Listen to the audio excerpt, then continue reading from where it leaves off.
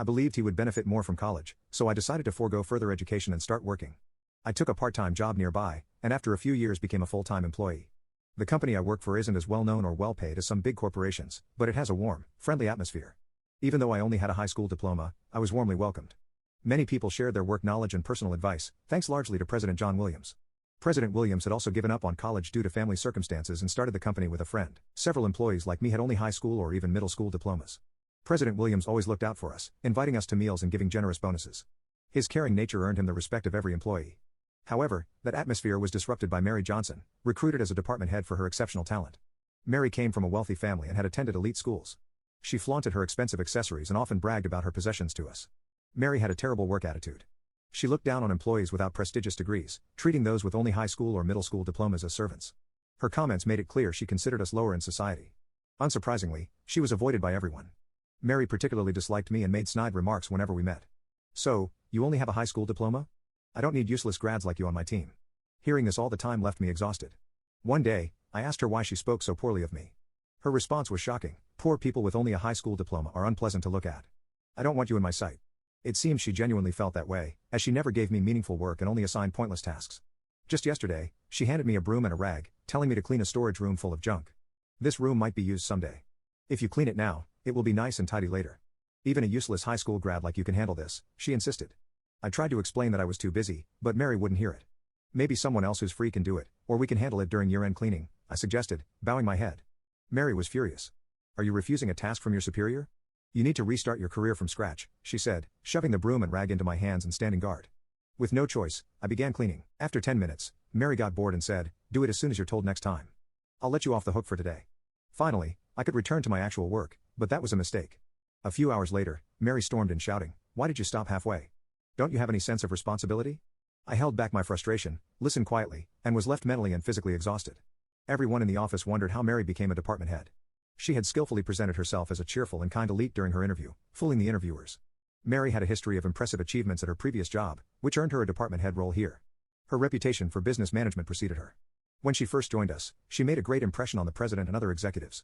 At meetings, she was all smiles and very proactive. It was hard to believe she was the same person I had met. When Mary initially arrived at our office, she was polite and professional. She introduced herself as Johnson, the new department head, and expressed eagerness to work with us. We had high hopes for her, but as time passed, her true colors began to show. She started acting like a tyrant. Mary had a habit of flattering the higher-ups while treating her subordinates poorly. Her behavior made other employees unhappy, and some even wished for a new department head. The office atmosphere became tense, especially with recent thefts of employees' money and belongings. Despite our attempts to enforce locker use and reminders not to leave things unattended, I was determined to catch the thief. But then, a major incident occurred. One day, as I was about to leave for lunch, Mary stormed up to my desk and slammed a document down. "Don't think you can just go out for lunch. What are you going to do about this?" She thrust an email and a client complaint at me. The email read, "Your products are of the worst quality, frequently damaged, and overpriced. We are terminating future business." I was shocked. Mary accused me of sending the email, but I had no memory of it. I pointed out that the email wasn't even from my address. Despite my explanation, Mary was relentless. "Everyone else handling this client is a college graduate. Only someone like you would send such an offensive message." She insulted me, saying I was a menace to the company. Her accusations and insults pushed me past my limit. Instead of backing down, I decided to use all my power to teach Mary a lesson. I put on a forced smile and said, "Useless people should be fired, right?"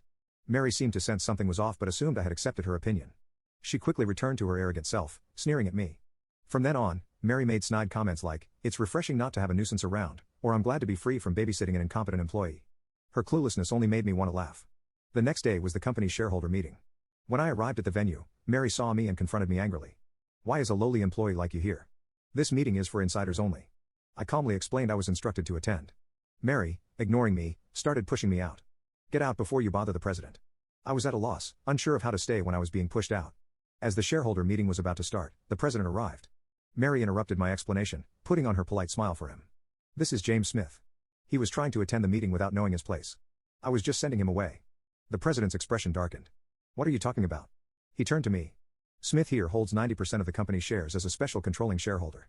Of course, he has to attend the shareholder meeting." Mary turned pale and stared at me, trembling. When I slowly nodded, she let out a short scream and collapsed on the spot. In reality, I own 90% of the shares of the company I work for. A shareholder holding over 90% of the shares is called a special controlling shareholder. Such a shareholder is a powerful figure with the right to demand that all other shareholders sell their shares through a resolution of the board of directors. This fact was known to employees at the manager level and above, but Mary was unaware. Mary had made herself disliked by acting high and mighty right after joining the company. No one bothered to inform her about the details. How could someone hold 90% of a company's shares? Normally, people own just a few shares, and even having more than 50% is unusual. Mary sat on the floor mumbling to herself, clearly in complete confusion. Unable to watch any longer, the president began to explain. This company was actually founded by my father, who served as its president. However, when I was in high school, he suddenly passed away from a stroke. His best friend, who was the vice president at the time, took over as president. The president also arranged for me to join the company immediately after graduating from high school to groom me as the next president. There were discussions about making me president right away, but it was decided that it would be better for me to gain experience first to avoid risking the company and its employees due to my inexperience. So, I inherited 90% of the company shares from my father and worked on the ground while learning management skills from the president. My smarter younger brother graduated from college and now works as the executive vice president. I'm glad to see Smith has developed into a competent leader. I'm thinking about stepping down as president, and I told you this when you joined. Mary struggled to get up, mumbling incoherently. It seems you weren't paying attention. I just assumed he was an incompetent, low-educated person. She was clearly shocked by my true identity. Mary inadvertently let her true feelings slip and was immediately reprimanded by the president. Watch your language. A person's worth is not determined by their educational background.